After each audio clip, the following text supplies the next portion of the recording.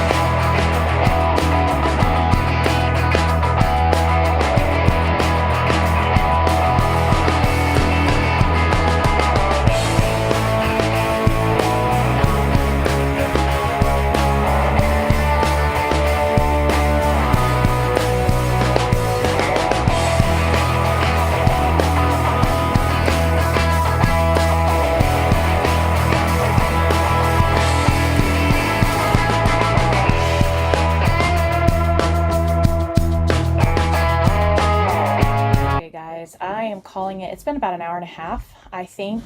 I haven't been like super observant on the time, and I did have to step out and like switch loads and stuff like that. It's 100% better than what it was. It's not great, but this is a super tiny room, and there is a lot of stuff smushed into this one little room. But everything is at least back where it's supposed to. I can reach in here and I can grab what I need and not break my neck. This stuff, eventually I want to have a different home for it. The cords and things like that make me a little crazy, but I didn't really mess with that. I mainly just cleared the floor and put things where they were supposed to. Cleaned this area up because this was just falling apart. Everything was falling out. So I have all my bags back stacked again. I use paper bags for our recycling, and this big container up here I keep all aluminum stuff in, aluminum pans, extra foils and stuff like that. So everything is at least pretty much where it's supposed to be. I need to replace some of my clothespins, but that's not the kind of stuff I was worried about today. Like I said, I'm going to be revamping this and changing out a few things sometime in the next month or two. So I just wanted it where I can get to things again and see if I was absolutely, completely out of anything. So I'm still pretty good. I have jars. I need more jars because my shelves are getting pretty low and I have a ton of stuff in the freezer I need to can. So these guys were just too big. I can't open the door. My peg broke on my shelf, so I've got to see if Chris can figure something out for me.